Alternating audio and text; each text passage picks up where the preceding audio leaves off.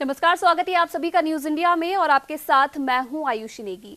Corona का कहर अभी तक सबसे ज्यादा अमेरिका पर ही टूटा था, लेकिन अब भारत में जिस तेजी से कोरोना मरीजों की तादाद बढ़ रही है, उसे देखते हुए जानकारों का मानना है कि जुलाई तक कोरोना के मामलों में भारत बहुत आगे निकल जाएगा। बस कुछ हफ्ते पहले तक कोरोना पॉजिटिव केसों के मामले में भारत की गिनती 30 देशों में थी, मगर अब भारत उन 5 देशों में शामिल हो गया है जहां कोरोना के सबसे ज्यादा केस हैं।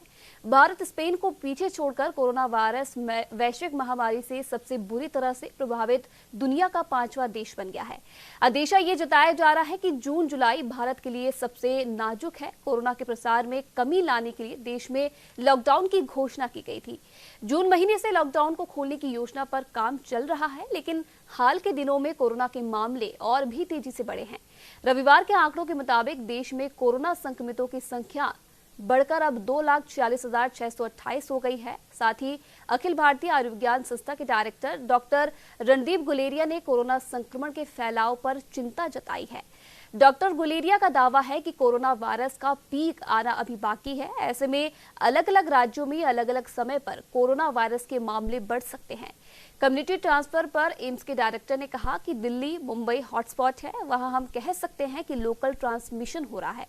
डॉक्टर गुलेरिया ने कहा कि लॉकडाउन खुल रहा है तो हर व्यक्ति की जिम्मेदारी बढ़ जाती है। ऐसे में लोगों के लिए सोशल डिस्टेंसिंग और मास्क लगाना जरूरी है। वैसे खुद WHO की नजर भी भारत पर है, मगर कोई भी तार्किक तौर पर यह अंदाजा नहीं लगा पा रहा है कि भारत में कोरोना अपनी पीक पर आखिरकार कब पहुंचेगा। इसे लेकर कई तरह की थ्योरीज भी सामने आ रही है, मगर सवाल यह है कि अगर भारत में 67 करोड़ लोग 5% से भी कोरोना से गंभीर रूप से बीमार पड़ गए तो यह आंकड़ा 3,35,00,000 हो सकता है। और अगर इन सब लोगों को अस्पतालों में भर्ती कराना पड़ा तो क्या भारत की स्वास्थ्य सुविधाएं इसके लिए तैयार है?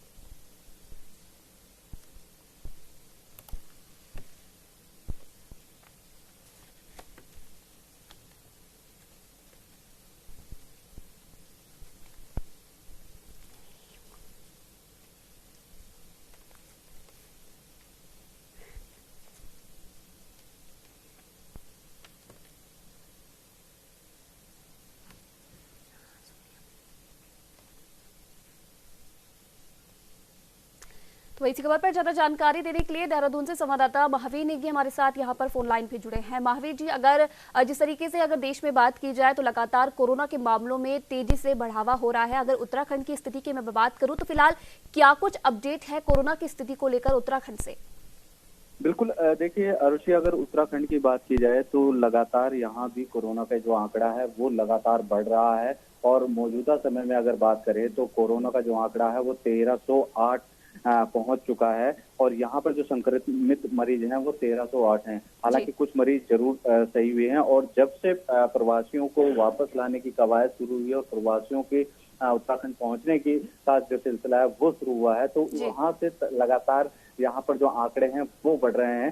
तो अवश्य हम कह सकते हैं कि इस पूरे मामले को लेकर लगातार जो आंकड़े बढ़ रहे हैं। और साथ ही साथ अगर हम बात करें उत्तराखंड की, तो उत्तराखंड में जहां रेड जोन फिलहाल अभी एक नैनीताल जिला है वो रेड जोन में है और दूसरे बाकी सभी जिले ऑरेंज जोन में है और ग्रीन जोन में कोई भी जिला नहीं है। और आज ही ये तय होगा कि जो दूसरे जिले हैं, क्योंकि उसके बाद से हर हफ्ते ये मॉनिटरिंग किया जाता है कि कौन सा जिला किस जोन में रखा जाए। तो आज शाम तक ये तय हो जाएगा कि कौन सा जिला किस जोन में रखा जाएगा। और क्योंकि एक हफ्ते के दौरान जो आंकड़े बढ़े हैं उससे यही अंदाजा लगाया जा रहा है कि कई जो जिले हैं उनके जो ऑरेंज जोन से रेड जोन में जाने की संभावना है। आरुषि जी, महावीर जी, अगर उत्तराखंड की स्थिति की मैं बात करूं तो एक अलग ही स्थिति उत्तराखंड में नजर आई थी, क्योंकि जिस तरीके से लॉकडाउन के शुरुआती दौर में हमने देखा तो काफी कम संख्या कोरोना संक्रमितों की उत्तराखंड में थी, लेकिन जिस तरीके से अब लॉकडाउन का 5वां फेज फिलहाल यहाँ पर चल रहा है और उतनी ही तेजी से उत्तराखंड में अब ये संक्रमितों के आंकड़े भी बढ़ते जा रहे हैं। कल से जिस तरीके से अनलॉक 1 भी यहाँ पर स्टार्ट होने वाला है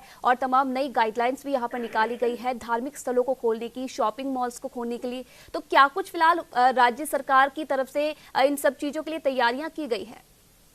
बिल्कुल, देखिए ये सबसे बड़ा सवाल यही है कि क्योंकि मौजूदा परिस्थिति में जिस तरह से कल से जो धार्मिक स्थल हैं वो खोले जाने हैं और बाकायदा इसके लिए तैयारियां भी हम देख रहे हैं कि लगातार हर छोटे बड़े मंदिरों में तैयारियां भी चल रही हैं कि किस तरह से सोशल डिस्टेंसिंग का पालन कराया जाए, किस तरह से टेम्परेचर और दूसरे जो सैनिटाइजर की व्यवस्था है वो कैसे की जाए। तो ये तमाम तरह की कोशिशें चल रही हैं, लेकिन साथ के साथ जैसे लगातार जो आंकड़े हैं वो बढ़ रहे हैं, तो ऐसे में लोग आशंकित और डरे हुए भी हैं, क्योंकि हमने देखा है कि शुरुआती कोरोना काल के शुरुआती दौर में उत्तराखंड ही नहीं बल्कि पूरा देश बेहतर स्थिति में नजर आ रहा था। लेकिन जैसे जैसे कोरोना काल का ये समय बढ़ता जा रहा है तो आंकड़े भी लगातार बढ़ते जा रहे हैं। हमने देखा था कि शुरू में जो पूरे विश्व में इंडिया की स्थिति थी वो बहुत अच्छी स्थिति थी, लेकिन आज हम 5वें देश, सबसे ज्यादा संक्रमित देश है उसमें 5वें नंबर पर आ रहे हैं। तो ये कहीं ना कहीं अपने आप में एक बड़ी जो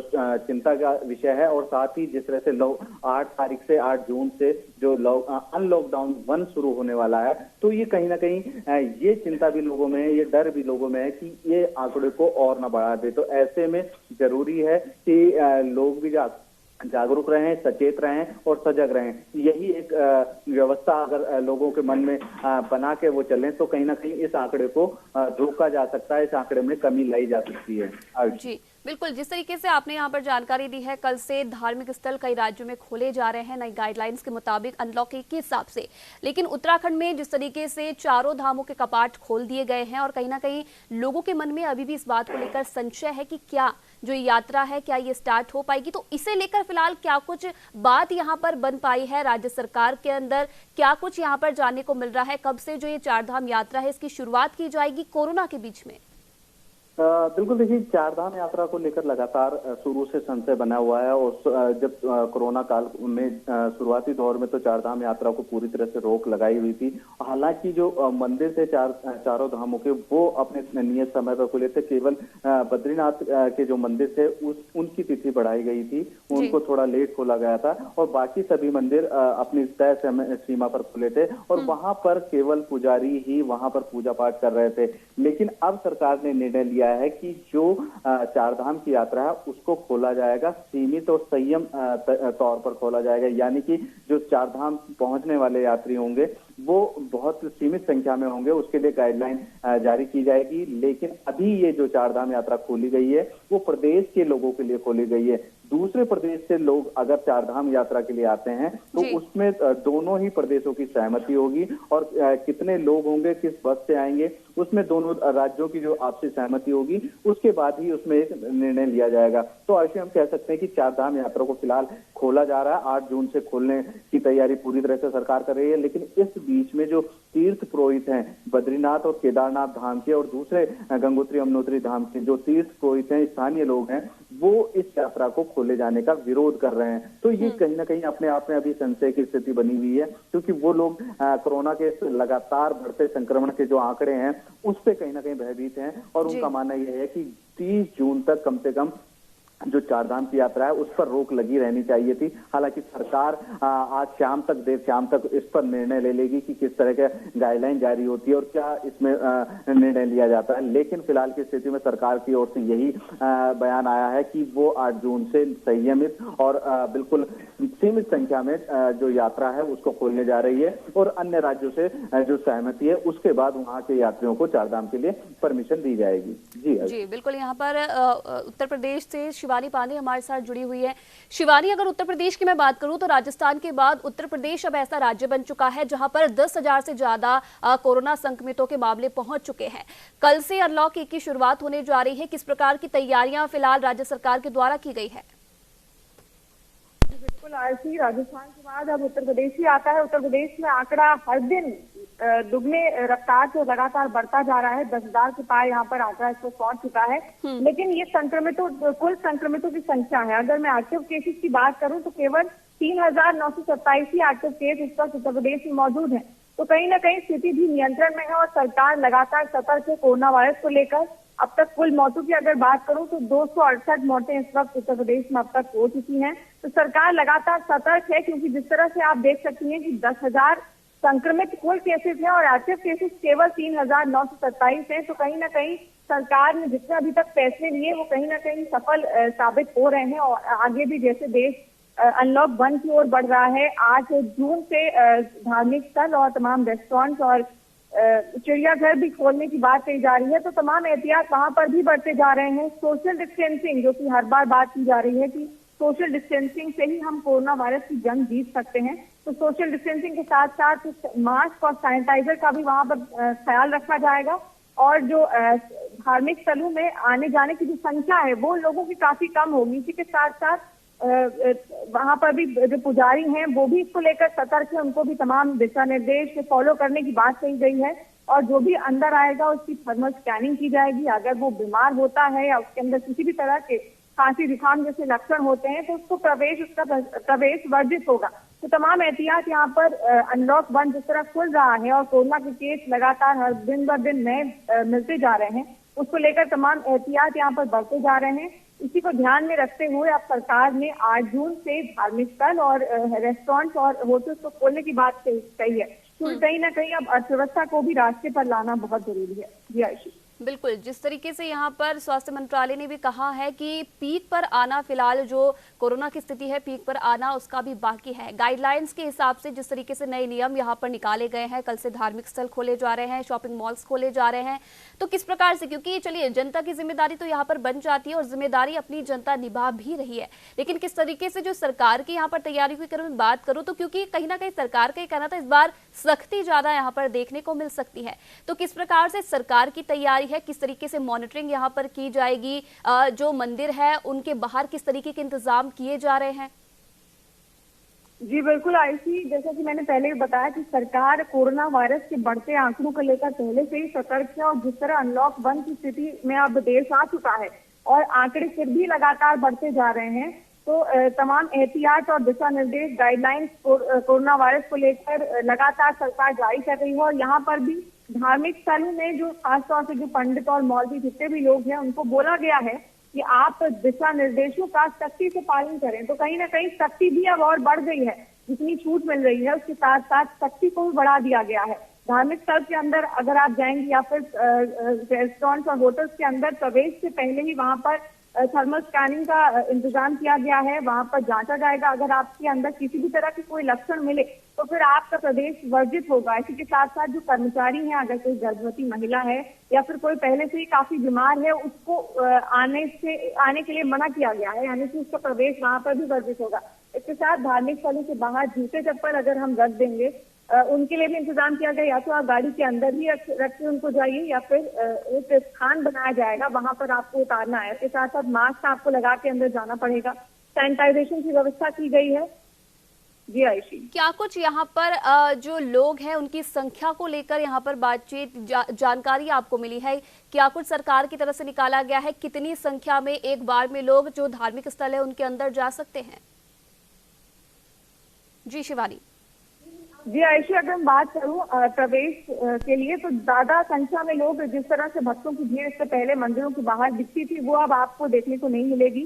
चिड़ियाघर में भी 3 फेज में एंट्री होगी, पहला फेज, दूसरा फेज और तीसरा फेज, और एक समय में केवल 300 लोग ही वहां अंदर जा सकते हैं। ऐसे ही धार्मिक स्थलों का भी हाल है, जहाँ पर एक समय में कुछ ही लोग मंदिरों के अंदर प्रवेश कर सकते हैं। इसके साथ ही साथ जो प्रसाद वितरण आज तक होता था वो कोरोना के दौर में बंद कर दिया गया है, यानी कि अब भक्तों को पूजा पाठ करने के बाद जो प्रसाद वितरण होता था, प्रसाद नहीं दिया जाएगा। और तमाम यहाँ पर एहतियात बढ़ते जा रहे हैं। मास्क लगाकर आपको अंदर जाना बहुत ज्यादा जरूरी है। और जैसा कि मैंने पहले बताया कि जूते चप्पल के लिए भी खास इंतजाम वहां पर किए गए हैं, चप्पल स्टैंड वगैरह लगाया गया है। एसी चलाए जा सकते हैं, लेकिन उनके टेम्परेचर की जो डिग्री होनी चाहिए वो 24 से 30 के बीच होनी चाहिए।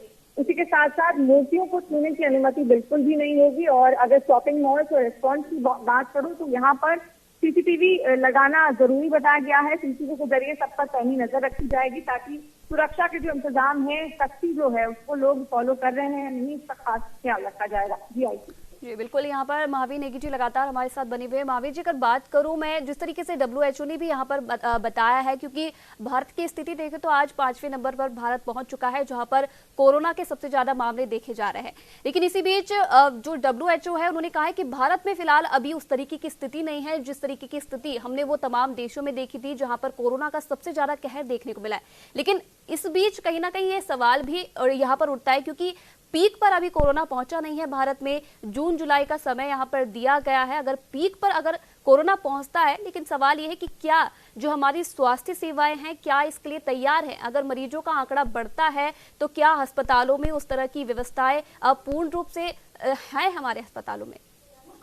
बिल्कुल जाहिर सी बात है आरती कि ये सबसे बड़ा सवाल है। और जिस तरह से लगातार आंकड़ा बढ़ रहा है और ये आशंका लगातार जताई जा रही है कि अभी हम लोग पीक पर नहीं पहुंचे हैं, अभी इंडिया में पीक पर कोरोना की स्थिति नहीं है। तो ऐसे में जब लगातार आंकड़े बढ़ रहे हों तो ऐसे में पीक पर स्थिति आने की स्थिति में क्या व्यवस्थाएं होंगी, ये सबसे बड़ा सवाल है। हालांकि जिस तरह से हम देख रहे हैं, मैं अगर पर्टिकुलर उत्तराखंड की बात करूं तो उत्तराखंड में लगभग सभी अस्पतालों में जो व्यवस्थाएं हैं वो की गई हैं और कोरोना के लिए अलग से आइसोलेशन वार्ड बनाए गए हैं। इसके अलावा जो अस्थायी बेड भी हैं, अस्थायी बेड को लेकर भी अस्पताल यहाँ पर बने हैं। तो कुल मिलाकर हम कह सकते हैं कि व्यवस्थाएं पूरी करने का दावा जरूर किया जा रहा है, क्योंकि इन व्यवस्थाओं की असली हकीकत तब पता चलेगी जब कोरोना पीक पर होगा और जब इनकी जरूरत पड़ेगी। क्योंकि अभी से दावे जरूर सरकारों की ओर से किए जा रहे हैं कि उन्होंने अस्थायी बेड और कई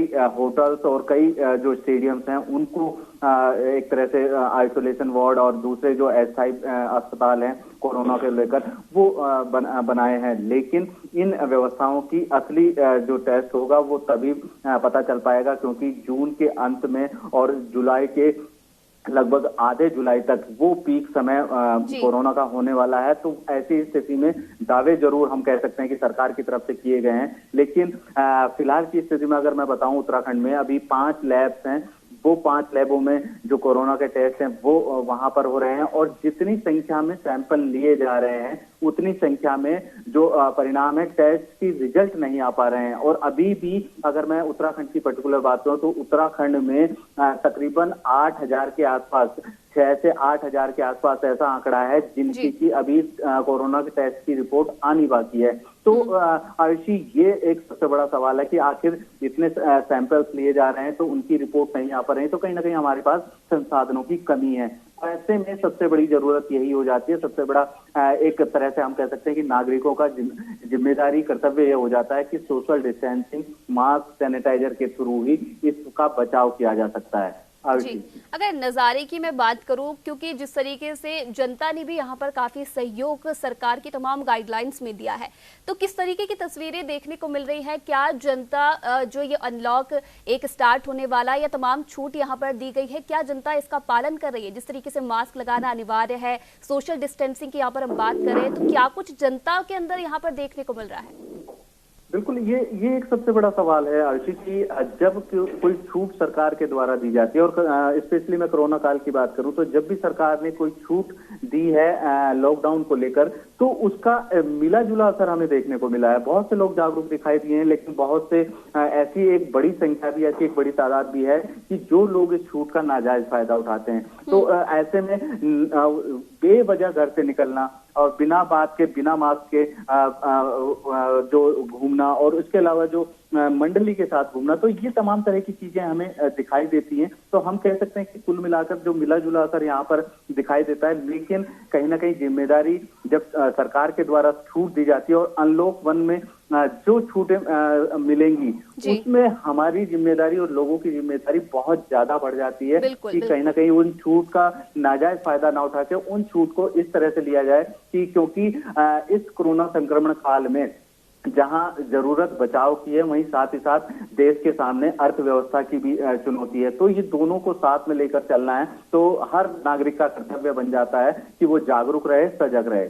बिल्कुल बिल्कुल सही कहा महावीर जी आपने। जिस तरीके से जनता की जिम्मेदारी यहाँ पर अब अहम हो जाती है कि किस तरीके से जो सरकार की तरफ से गाइडलाइंस यहाँ पर निकाली गई है, नियम कानून यहाँ पर निकाले गए, किस तरीके से जो जनता उसका पालन करती है।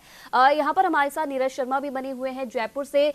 नीरज शर्मा, अगर मैं बात करूँ राजस्थान की, तो राजस्थान उन राज्यों में शामिल है जहाँ टॉप 5 शहरों में यहाँ पर शामिल है, माफ कीजिएगा राज्यों में शामिल है, जहां पर कोरोना के सबसे ज्यादा मामले देखे जा रहे हैं और लगातार ये आंकड़ा बढ़ता भी जा रहा है। जिस तरीके से पहले संक्रमितों के आंकड़े बढ़ रहे थे उस तरीके से अब लगातार मौतों के आंकड़े भी बढ़ते जा रहे हैं। अपडेट की अगर मैं बात करूं तो आज की फिलहाल क्या कुछ अपडेट राजस्थान से मिल रही है? देखिए, अगर कोरोना की बात करें तो राजस्थान के अंदर आज जो है कोरोना के 48 नए केसेस सुबह 10:30 बजे रिपोर्ट हुए हैं, जबकि 3 मौतें भी आज कोरोना से रिपोर्ट हुई हैं। इसके साथ ही प्रदेश में मौतों का आंकड़ा बढ़कर 234 हो चुका है और अब तक जो पॉजिटिव मिले हैं उनकी संख्या 10,385 है।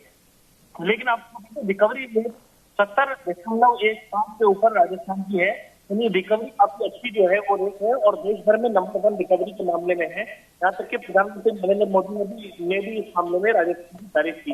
अगर बात करें कोरोना के मामले की, तो आज जो मामले हैं उनमें अलवर से एक, बांसवाड़ा से, भरतपुर से 4 है, भीलवाड़ा से, चित्तौड़गढ़ से 2 है, जींद से 1 मरीज मिला। सर्वाधिक 24 मरीज आज भरतपुर से मिले हैं कोरोना से। झुंझुनू से 3 है, जालौर से 1 है, कोटा से 3 है, नागौर से 1 है, सवाई माधोपुर, सिरोही, टोंक, झालावाड़ से 1 मरीज मिले हैं, जबकि 2 अन्य राज्यों से हैं जी। इसके अलावा हम बात करें मिलाकर के कोरोना की स्थिति को लेकर के, तो कोरोना की स्थिति को सरकार ये कोशिश कर रही है कि बड़ा से बड़ा जांचें हो। अब तक जो है 18-19 तक जो जांचें हैं प्रतिदिन सरकार के लक्ष्य कर पाई है कि इतनी जांचें भी प्रतिदिन की जा रही हैं, तो सरकार 24-25 हजार तक को जो रेंज है उसको बढ़ाया जाए। लेकिन अगर बात करें तो क्योंकि कल मुख्यमंत्री अशोक गहलोत ने अलग अलग धर्म गुरुओं से चर्चा की थी, उसके अंदर ये बात निकल करके सामने आई कि धार्मिक स्थलों को अभी नहीं खोला जाए। राजस्थान के अंदर खुद अलग अलग मंदिरों के जो महंत थे उन्होंने कहा कि 30 तारीख तक जो है हम अभी खोलने के पक्ष में नहीं है कि धार्मिक स्थलों को खोला जाए, क्योंकि इससे कोरोना संक्रमण और ज्यादा बढ़ सकता है। तो उस बात पर जो है मुख्यमंत्री ने मोहर लगाई। तो ऐसे में माना जा रहा है कि अब आगे कुछ दिनों और जो धार्मिक स्थल है नहीं खुलेंगे, लेकिन अर्थव्यवस्था का पहिया घुमाना है। आज से सैनिटाइजेशन चालू हो गया है, इसके साथ ही डिसइंफेक्शन चालू हो गया है तमाम मॉल्स के अंदर। जो मॉल्स हैं बड़े बड़े जिनमें मल्टी स्टोरी मॉल्स हैं, तो उन सभी को आज से डिसंक्रमाइज करने की कोशिश की जा रही है, ताकि कल से जो मॉल्स है उसमें दुकानें संचालित हो सके। समय जो है सुबह से लेकर के और रात 9 बजे तक ही समय रहेगा। रात से लेकर के सुबह तक जो जिस तरीके से कर्फ्यू लागू है लॉकडाउन के अंदर, अनलॉक के अंदर, वो लगातार लागू रहेगा। लेकिन आर्थिक जो पहिया है वो घूमे, तमाम जो व्यवसाय हैं, शॉप्स हैं, वो पटरी पर आ सके, इसके प्रयास सरकार कर रही है। हालांकि भीड़ भाड़ नहीं हो, इसके लिए सरकार ने ये तैयारी करी है कि जहां हटवाड़े लगते थे, जहां पर फुटपाथ बाजार लगते थे, तो उन चीजों को अभी सरकार ने नहीं खोला है। एक बड़ा गरीब वर्ग जो था वो हटवाड़ों के जरिए अपना व्यवसाय कर रहा था, वो अभी फिलहाल नहीं चल पाएगा। इंस्टीट्यूट जो है जहाँ छात्र छात्राएं बैचों के अंदर पढ़ते हैं, वो अभी इस वक्त जो है स्टार्ट नहीं हो पाए हैं। इसके साथ ही स्कूल कॉलेज जो है अभी स्टार्ट नहीं हो पाए। तो ऐसी बहुत सारी चीजें हैं जिनको अभी अनलॉक के तहत जो है अभी अमली जामा नहीं पहनाया गया है। धार्मिक स्थलों की, अगर धार्मिक स्थलों की बात यहाँ पर मैं करूँ नीरज जी, तो कहीं ना कहीं कल धर्म गुरुओं के साथ यहाँ पर सीएम गहलोत ने बैठक की थी, तमाम बातचीत यहाँ पर हुई थी, जहाँ पर ये माना गया है कि कहीं ना कहीं सहमति नहीं जताई है धर्म गुरुओं ने अभी धार्मिक स्थलों को खोलने की। लेकिन कब तक आधिकारिक तौर पर ये नियम यहाँ पर, ये आदेश यहाँ पर जारी किया जाएगा? क्योंकि कल से जो धार्मिक स्थल तमाम राज्यों में खोले जा रहे हैं, तो राजस्थान की जनता में एक संशय यहाँ पर बना हुआ है। कब तक ये आधिकारिक तौर पर निर्देश निकाले जाएंगे कि राजस्थान में फिलहाल अभी धार्मिक स्थलों पर पाबंदी रहेगी? देखिए, आपको बता दें कि कल जो धर्म गुरु के साथ चर्चा होगी मुख्यमंत्री अशोक गहलोत की, तो उसमें धर्म गुरु भी थे, संत महंत भी थे, धार्मिक संगठनों के प्रतिनिधि भी थे। उन्होंने धर्म स्थल खोलने के लिए जिला कलेक्टर की अध्यक्षता में मुख्यमंत्री ने कहा है कि एक कमेटी बनेगी। अब आपको बता दें मुख्यमंत्री ने के तौर पर ये कह दिया है कि एक कमेटी बनाई गया जिसमें तमाम जो जिले हैं, जिले के कलेक्टर की अध्यक्षता करेंगे और ये कमेटी जो है वो धार्मिक स्थलों की स्थिति देखेगी, वहाँ सोशल डिस्टेंसिंग की पालना हो सकती है नहीं हो सकती है देखेगी, सैनिटाइजेशन अन्य जो है प्रोटोकॉल है उनको देखा जाएगा और संक्रमण से बचाव के विभिन्न उपायों पर विमर्श किया जाएगा। इसके बाद ही धर्मस्थलों को खोलने के सुझाव मिलेगा। तो कमेटी में पुलिस अधीक्षक और मुख्य चिकित्सा स्वास्थ्य अधिकारी जो है ये भी मौजूद रहेंगे और सभी जिलों के धर्मगुरु, जिले के प्रमुख, धार्मिक स्थलों के प्रमुख, मुख्य जो महंत है और ट्रस्टी है, व्यवस्थापक सदस्य जो है, ये उसमें शामिल होंगे। मुख्यमंत्री ने साथ ही ये भी कहा कि कोरोना के मामले जैसे सामने आए, राज्य सरकार ने चुनौती से निपटने के लिए धर्मगुरुओं, जनप्रतिनिधियों, स्वयंसेवी संगठनों और उद्यमी जो है उनके साथ सभी वर्गों को साथ में लिया है और हमें सरकार को गर्व है कि सभी प्रशासन का पूरा सहयोग भी किया है। राजस्थान में स्थिति फिलहाल जो है नियंत्रण में कही जा सकती है, क्योंकि डेथ जो है वो डेथ रेट जो है वो कम है। जैसे रेट भी काफी अच्छी राजस्थान के देश भर में अव्वल राजस्थान है। कोरोना का खतरा लेकिन अभी चला नहीं है, ऐसे में धर्म स्थल को खुद से खोले जाने में इन सुझाव जो है वो लिए जाएंगे और जिला कलेक्टर करके कोई निर्णय ले सकते। विश्व स्वास्थ्य संगठन की बात करें तो विश्व स्वास्थ्य संगठन और कई इंस्टीट्यूट के अनुसार आने वाले समय में कोरोना की स्थिति और ज्यादा विकसित हो सकती है। ऐसा पूरी तरीके से जो सतर्कता है और सतर्कता ये बरतनी होगी। तमाम जो धर्मगुरु हैं, संत महंत हैं, इसके साथ ही धार्मिक संगठनों के पदाधिकारी, उनके सरकार को अपील की है कि अब तक जिस तरीके से चुनौती से निपटने में सभी ने अपनी प्रभावी भूमिका निभाई, आगे भी लोगों को हेल्थ प्रोटोकॉल सही करने के नियम है, इनके पालने के लिए जागरूक किया जाए। और धर्म गुरु का संदेश समाज में एक अलग प्रभाव छोड़ता है। धर्म गुरु भी अपना संदेश समाज में दें। इस दौरान शिक्षा मंत्री ने भी आपको बताया, ये कहा संकट की घड़ी है, राज्य सरकार ने एक अवसर के रूप में इस घड़ी को लेकर प्रदेश में चिकित्सा के आधारभूत ढांचे को मजबूत करने की पहल साथ में की है। और राज्य सरकार की उपलब्धि की जो प्रशंसा है वो सब जगह प्रधानमंत्री ने भी इस चीज को माना है। प्रदेश की सभी धार्मिक संस्थाओं ने इस लड़ाई में भरपूर सहयोग दिया है और संक्रमण से बचाव को लेकर के जो व्यवस्था है वो करनी है, भीड़ का नियंत्रण करना है, प्रोटोकॉल की पालना करनी है। ऐसे विषयों पर सुझाव महंतों से लेकर के ही उचित निर्णय किया जाएगा। और इसके साथ ही आपको बता दें 10,000 से ज्यादा मामले प्रदेश में सामने आ चुके हैं कोरोना के, उनमें से 7,384 रोगी ठीक हो चुके हैं। ऐसे में हमारा ये बात गवर्नर तो ठीक है, लेकिन जिस तरीके से आगे WHO ने आशंका दिखाई है अचानक जो मामले बढ़ सकते हैं, क्योंकि लगातार कंपनियों का आवागमन हो रहा है और बाहर से जो लोग हैं, श्रमिक हैं, वो उनकी चहल कर लगातार बढ़ रही है। ऐसे में जब जिला कलेक्टर धर्मगुरुओं के साथ चर्चा कर लेंगे, मौके पर फिजिबिलिटी जाके चेक कर लेंगे, तो ये जाकर देख लेंगे कि हाँ मंदिर में या फिर ऐसे धार्मिक स्थलों पर कितनी जगह गुरुद्वारे हों चाहे मस्जिद हो, उस जगह में कितने लोग आ सकते हैं, कितने लोगों को प्रवेश दिया जा सकता है, उसकी क्या व्यवस्था है, तो इन तमाम चीजों पर जो है चर्चा हो जाएगी, उसके बाद ही कुछ डिसीजन लिया जाएगा। जी बिल्कुल, बहुत बहुत धन्यवाद तमाम जानकारी देने के लिए आप तीनों का। तो लगातार जिस तरीके से हम देख रहे हैं कोरोना का संक्रमण बढ़ता जा रहा है, देश दुनिया में इसका कहर देखने को मिल रहा है और आज वहीं भारत ऐसे देशों में शामिल हो चुका है, ऐसे टॉप 5 देशों में शामिल हो चुका है जहां कोरोना के सबसे ज्यादा संक्रमित मरीज मिले हैं। बहरहाल कल से अनलॉक 1 की शुरुआत होने जा रही है, नई गाइडलाइंस यहां पर निकाली गई है और नई गाइडलाइंस के हिसाब से तमाम धार्मिक स्थल और शॉपिंग मॉल्स भी यहाँ पर खोले गए हैं। लेकिन कहीं ना कहीं जिम्मेदारी यहाँ पर जनता की भी बन जाती है कि किस तरीके से जो नए नियम यहाँ पर कानून निकाले गए हैं, किस तरीके से जनता उनकी यहाँ पर पालना करती है। फिलहाल इस खास कार्यक्रम में इतना ही। आप देखते रहिए न्यूज़ इंडिया।